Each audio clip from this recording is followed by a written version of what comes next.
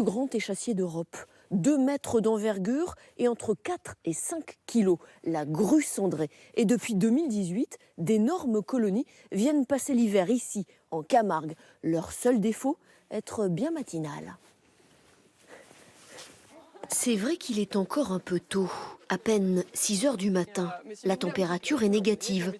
Marie, la guide, prend son groupe en main. Bon, si vous êtes là, c'est pas par hasard, je suppose, à cette heure-là, au marais du Viguera, on n'arrive pas par hasard. Donc on va aller au plus près des dortoirs des grues cendrées. Ce qu'on va faire, c'est monter dans notre petit bus, aller 5 km plus au sud, au cœur de la réserve naturelle nationale. Et on va faire 200 mètres avant d'arriver dans un observatoire. Les ornithologues amateurs se déplacent, et c'est nouveau, en minibus électrique.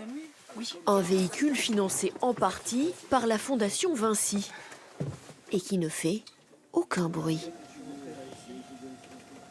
Jusqu'à présent, c'est en convoi de plusieurs voitures que les touristes allaient voir les grues, au risque de perturber le calme de ces nuits camarguaises. On va passer justement sur un passage canadien.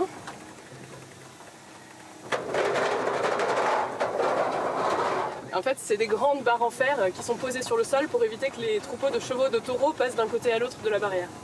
Ça nous évite d'avoir plein de portails à ouvrir. Mais ça fait aussi beaucoup de bruit, surtout de nuit. Et donc quand il y a 6-7 voitures qui passent là-dessus, les oiseaux l'entendent et sont vachement dérangés.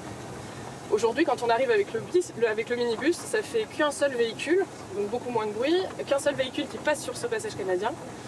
Et donc quand on arrive, on n'entend pratiquement pas les oiseaux qui alarment. Dans le petit cortège, on vient de loin pour ce moment unique en France. Il dure à peine quelques semaines en hiver. Vous venez de Montpellier? Oui. Donc vous êtes levé à... Non, on n'est pas logé. On est parti au CLB à 3 h du matin et on est venu voir les grues et puis tout ce qu'il y a à voir. On est au Sainte-Marie de la Mer. Ouais. C'est un endroit qu'on aime bien. On est passionné d'oiseaux, de photos d'oiseaux, et on a vu ça en cherchant ce qu'il y avait à faire dans le coin. On est tombé sur les grues à 6 h du matin. Ça nous a parlé. Bon, il fait un peu froid quand même, non? Ça va, vous avez... Non, ça va, c'est pas... On est bien couvert. Alors, et déjà là, on commence à voir le jour qui pointe le bout de son nez. Sur le marais, seul un cygne est pour l'instant visible, éclairé par le dernier quartier de lune.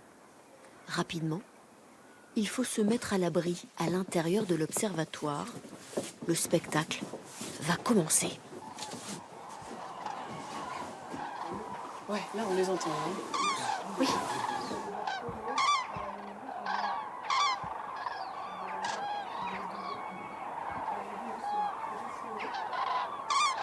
C'est quoi ces petits cris là qu'on entend? Il y a des cris différents. Alors le cri des adultes, vous l'entendez bien, c'est celui qui est au-dessus de notre tête là depuis le début du spectacle. Et les jeunes de l'année qui sont nés cette année ont un cri très très aigu, on dirait presque un cri de passereau. Et donc ça c'est le cri des bébés qui appellent les parents. Parce qu'en fait les jeunes vont rester avec les parents pendant toute la durée de l'hivernage et c'est seulement quand ils rentrent chez eux que du coup là ils vont se séparer pour trouver un compagnon, c'est ça. Et alors qu'est-ce qu'ils leur disent là? Ils sont perdus, c'est ça? Pourquoi ils les appellent? Ils les appellent en disant « Ah, m'oublie pas, papa, maman, m'oublie pas !» Et ils espèrent recevoir à manger.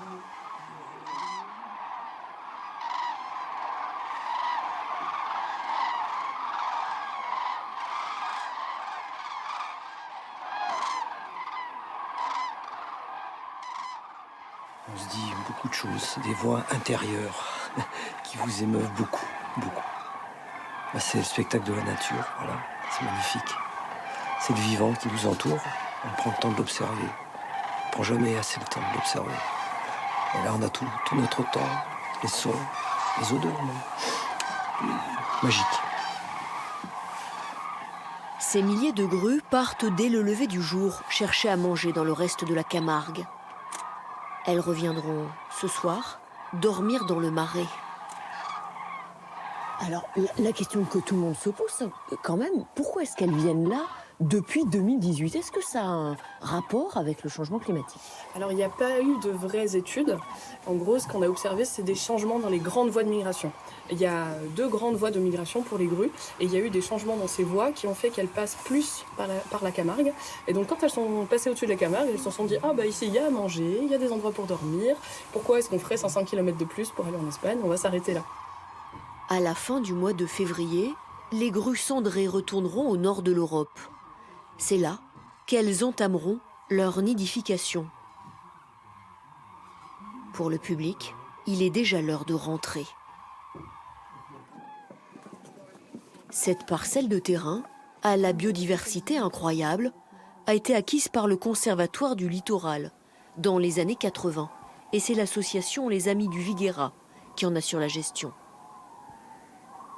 Il faut que nous comprenions, c'est que l'être humain n'est qu'un être vivant parmi d'autres êtres vivants. Il participe à une chaîne qui est très équilibrée. Et que donc nous qui apportons beaucoup de déséquilibre à notre chaîne du vivant, eh bien effectivement, si on ne maîtrise pas ce que nous faisons, il y a des risques. Si on veut faire comprendre pourquoi protéger la biodiversité c'est important, il faut qu'on montre au grand public cette richesse-là. Il ne faut pas qu'on reste sous cloche. Et donc c'est pour ça que nous organisons régulièrement des visites et que nous avons des offres de découverte pour que chacun puisse venir découvrir cette richesse camarguaise, cette richesse des milieux naturels et comprendre pourquoi protéger la biodiversité c'est essentiel. L'hiver est la saison idéale pour visiter la Camargue.